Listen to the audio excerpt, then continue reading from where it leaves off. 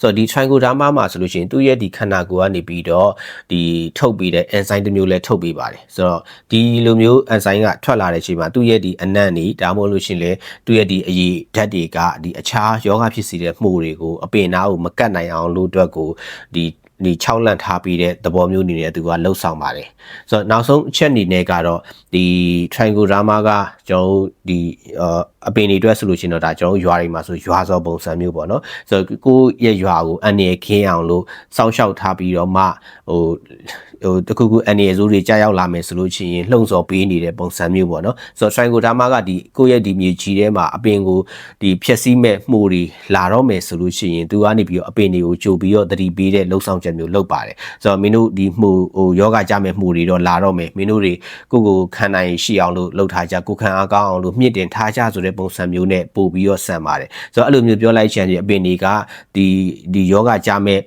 အခြေအနေတွေအတွက်ကိုသူတို့ဒီ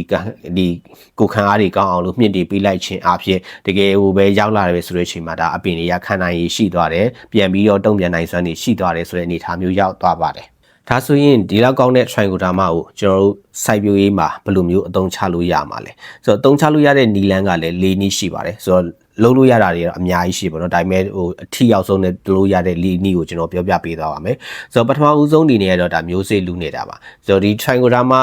ကိုကျွန်တော်ဒီ site မဲ့မျိုးစေ့တွေကိုစပြီးတော့မျိုးစေ့တွေမြေကြီးထဲမှာမထည့်ခင်ကလေးက trichoderma နဲ့လူနဲ့ပေးလိုက်မယ်ဆိုလို့ရှိရင်ဒီအပင်ကဒီအစေးကနေပြီးတော့အပင်ပေါက်လာတဲ့အချိန်မှာသူ့ပတ်ဝန်းကျင်မှာကိုပဲတခါတည်းသူ့ရဲ့ဒီကိုရန်တော် trichoderma ကအစင်သင်ရှိနေပြီးသားအနေအထားမျိုးဖြစ်ပါတယ်ဆိုတော့အဲ့တဲ့ကြောင့်မလို့ဒီပေါက်လာမယ့်အပင်တွေအတွက်ကိုလည်းဒီမှုယောဂတွေကြာမဲ့ထံကနေပြီးတော့ကာကွယ်ပေးနိုင်စွမ်းရှိပါတယ်ဆိုတော့ကျွန်တော်တို့ဒီတောင်သူတွေဆိုလို့ရှိရင်မှာပဲတို့အခြားသီးနှံတွေဆိုလို့ရှိရင်လည်းဒီစိုက်ပြီးတော့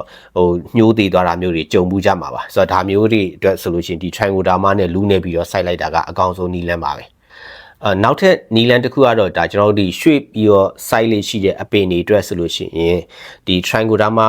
အရည်နဲ့နှစ်ပြီးတော့မှပြန်ပြီးတော့ site တဲ့နီလန်မှာဥမာဆိုဒီကျွန်တော်တို့